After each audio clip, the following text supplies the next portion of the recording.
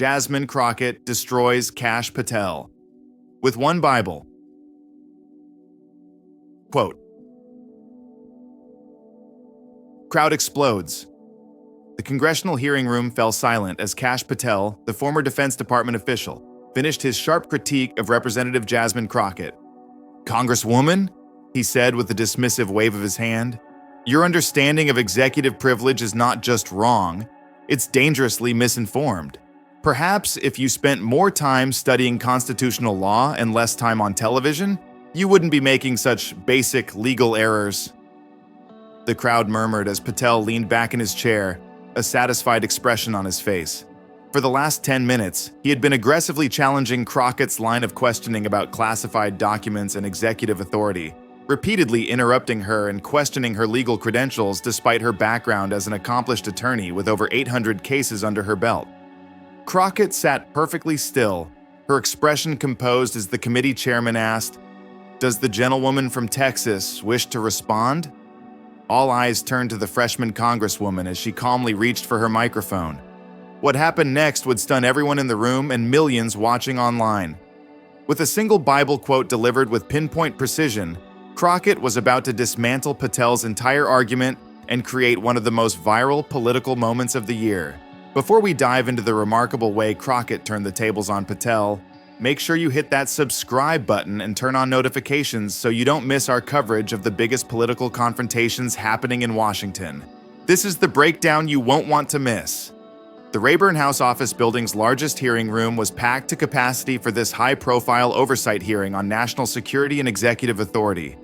American flags stood at attention behind the elevated dais where committee members sat, while television cameras lined the back wall, broadcasting the proceedings to millions of viewers. Kash Patel, now a private citizen after serving in several key national security roles in the previous administration, occupied the witness chair at the center of the room. At 43, the former prosecutor and Defense Department official had built his reputation as a fierce defender of executive authority and a sharp critic of congressional oversight efforts. His combative style during previous testimonies had made him a favorite in conservative media circles, where he regularly appeared as a national security expert. Today's hearing had been contentious from the start. The committee was examining the handling of classified information by government officials, a topic that had taken on heightened significance following several high-profile document controversies. Democrats focused on establishing clear standards that would apply across administrations, while Republicans emphasized the broad scope of executive privilege. Patel had been particularly aggressive throughout his testimony, frequently interrupting Democratic members and dismissing their questions as politically motivated or legally uninformed. His demeanor was that of someone accustomed to controlling the narrative and intimidating questioners. Across from him sat Representative Jasmine Crockett, representing a striking contrast in both style and background. At 42, the freshman congresswoman from Texas's 30th district had quickly established herself as one of the most effective questioners on the committee.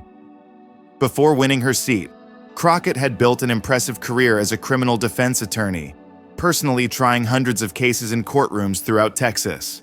Unlike Patel's confrontational approach, Crockett's questioning style was methodical and evidence-based. She had spent the first part of her allotted time establishing a factual timeline of document handling procedures, citing specific statutes and regulations rather than making broad political statements. Her legal background was evident in the precision of her questions and her focus on building a clear record. The tension between them reflected deeper political divides. Patel represented a view of executive power that prioritized broad authority and limited oversight, while Crockett advocated for transparency and equal application of the law regardless of position. Their exchange wasn't just about classified documents. It was about fundamental questions of accountability in American democracy. The confrontation had been building throughout Crockett's questioning time. Patel had repeatedly talked over her, questioned her understanding of legal principles, and made dismissive gestures when she cited specific statutes. For her part, Crockett had maintained her composure, calmly redirecting him to the specific questions she was asking. The breaking point came when Crockett pressed Patel on what appeared to be a contradiction in his position on executive privilege. He had previously argued for its broad application in one administration, but had criticized its use in similar circumstances by another. Mr. Patel, Crockett had asked, given your statement to Fox News last month that executive privilege should be narrowly construed when national security is at stake, how do you reconcile that with your 2022 argument that the same privilege should be broadly applied to protect executive branch communications? It was a precise question based on Patel's own public statements, the kind that experienced attorneys use to highlight inconsistencies. Rather than addressing the contradiction, Patel had launched into a personal attack. "Congresswoman," he said with a dismissive wave of his hand, "your understanding of executive privilege is not just wrong, it's dangerously misinformed. Perhaps if you spent more time studying constitutional law and less time on television, you wouldn't be making such basic legal errors." He continued, his voice rising slightly. "I've worked at the highest levels of national security. I've actually handled the classified documents we're discussing. With all due respect, your theoretical legal knowledge doesn't compare to real-world experience in these matters." The chamber fell silent. Republican members smirked, anticipating Crockett's embarrassment or an emotional response that would make her appear unprofessional. Democratic colleagues shifted uncomfortably, unsure how their junior member would handle such a direct personal attack. What none of them realized was that Crockett had anticipated this exact tactic. As a black female attorney who had faced similar dismissals throughout her legal career, she had developed effective strategies for countering such attacks without appearing either weak or overly aggressive. The double bind that many women of color face in professional settings. As all eyes turned to her, Crockett was ready with a response that would completely transform the dynamic of the hearing. The 5 seconds of silence that followed Patel's attack seemed to stretch eternally. The chamber was so quiet, you could hear the soft whir of camera shutters as photographers captured what they thought would be Crockett's moment of humiliation. Instead, they captured the beginning of what would become one of the most memorable congressional exchanges in recent history. Crockett's steady gaze never left Patel as she reached for her microphone. "Thank you for that perspective, Mr. Patel," she began, her voice measured and calm. "It's interesting that you've chosen to question my qualifications rather than answer my question about your contradictory positions." She paused briefly, allowing the contrast in their approaches to register with the audience. "But since you've opened the door to discussing credentials and consistency, I'm reminded of a piece of wisdom I've always found valuable when assessing testimony." Crockett reached for a small book that had been sitting closed on the table in front of her, a Bible. She opened it to a marked page and continued without looking down, having clearly memorized the passage she was about to quote. Proverbs 26:24-26 tells us, "Whoever hates disguises himself with his lips and harbors deceit in his heart. When he speaks graciously, believe him not, for there are 7 abominations in his heart. Though his hatred be covered with deception, his wickedness will be exposed in the assembly." The room fell completely silent. Crockett had not raised her voice or shown any sign of anger, yet the biblical quote landed with remarkable power. It spoke directly to the issue of consistency and truthfulness in testimony without making a personal attack. Many in the audience recognized the strategic brilliance of using scripture, particularly in response to someone who had questioned her values and credentials. "Mr. Patel," Crockett continued, her voice still calm but carrying unmistakable moral authority, "I'm not asking you about theoretical legal principles. I'm asking you to explain your own words. Words you spoke publicly on 2 different occasions that directly contradict each other. This isn't about my legal understanding. It's about your consistency and credibility as a witness before this committee." She turned a page in her notes. "For the record, before serving in Congress, I personally tried over 800 cases in state and federal courts. I've litigated matters of executive authority, evidentiary privilege, and classified information. My questions aren't coming from television talking points. They're coming from actual courtroom experience with these precise legal issues." The atmosphere in the hearing room shifted dramatically. Democratic members sat up straighter, recognizing the effectiveness of Crockett's response. Several Republican members looked down at their notes, visibly uncomfortable with the direction the exchange had taken. Patel's expression had transformed from dismissive confidence to visible discomfort.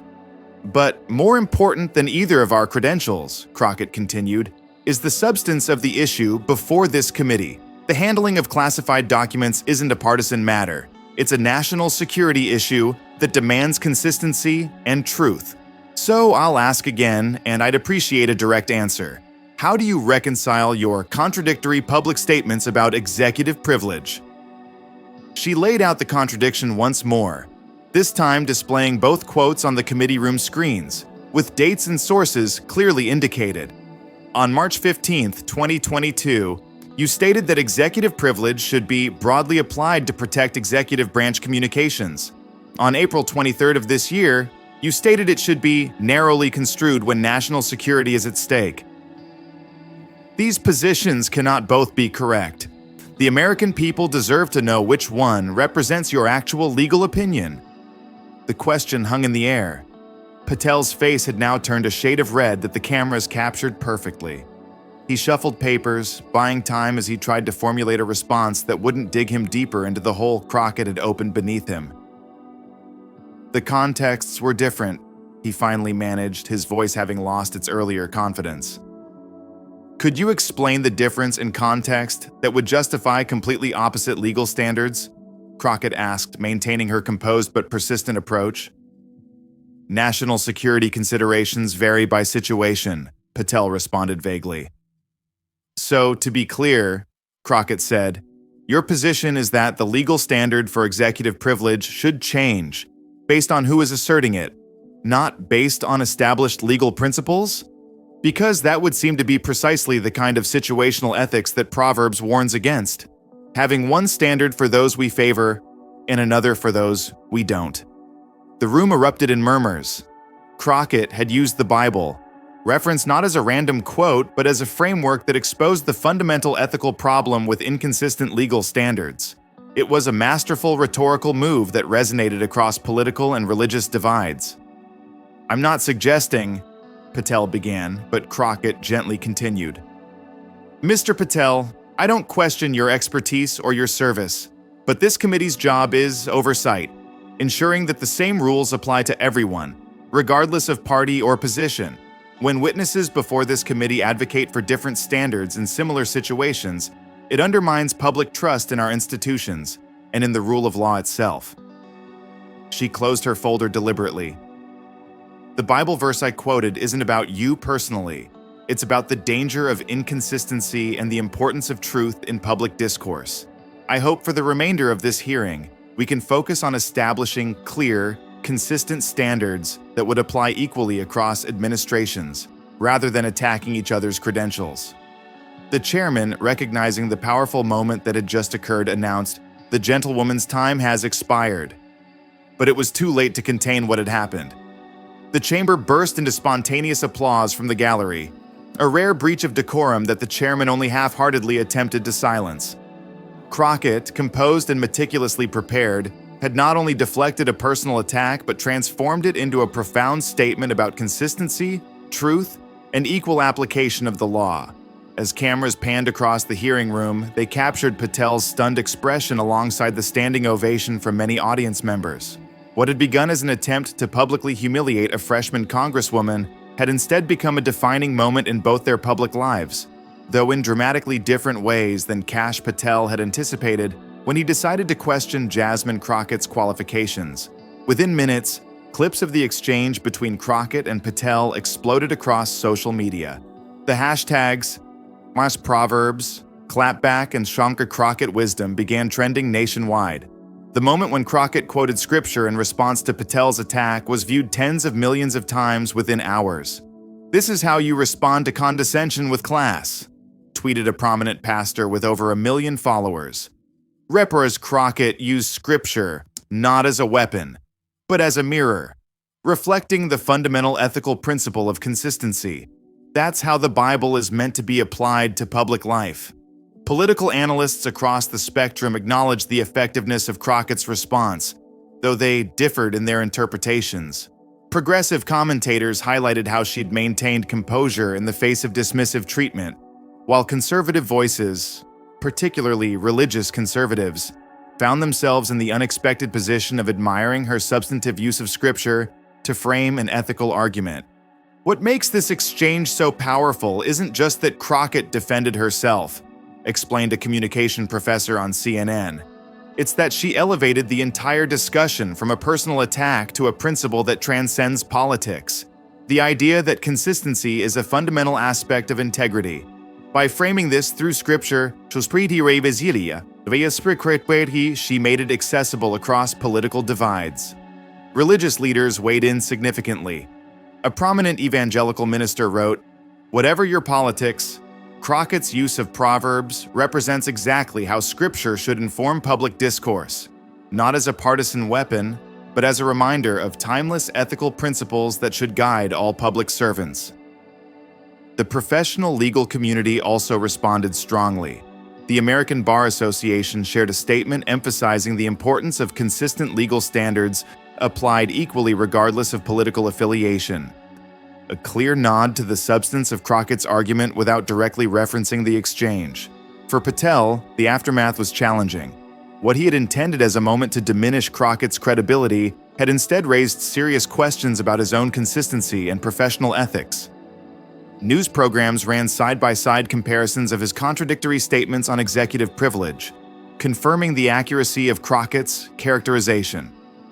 Kash Patel has built his post-government career on claims of consistent principle, wrote a columnist for The Washington Post. Yesterday's exchange punctured that narrative in devastating fashion. Patel's initial response made matters worse. In a Fox News interview that evening, he dismissed Crockett's questioning as political theater, a claim that rang hollow given the substantive nature of her questions and the verified contradictions in his own statements. When the interviewer pressed him on these contradictions, Patel became visibly frustrated, creating another viral moment that extended the story's news cycle. After 2 days of continuing coverage, Patel finally issued a more measured statement. "While I stand by my expertise in national security matters, I acknowledge that consistency in legal principles is essential. I appreciate Congresswoman Crockett's thoughtful framing of this important issue." Sources close to Patel revealed that several religious conservative leaders had privately contacted him, expressing disappointment in his dismissive treatment of both Crockett and the biblical principles she had invoked. This unexpected pushback from what would normally be his natural constituency had apparently prompted the change in tone. For Crockett, the aftermath was transformative.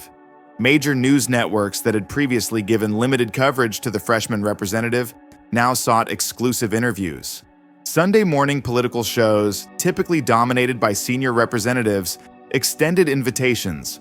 On Meet the Press, the host asked, "Representative Crockett, your exchange with Kash Patel has now been viewed more than 40 million times. Many were surprised by your use of scripture in a congressional hearing." What prompted that response? Crockett's answer emphasized substance over spectacle. "That verse from Proverbs has always guided my approach as an attorney and now as a legislator. When we're examining testimony, consistency matters.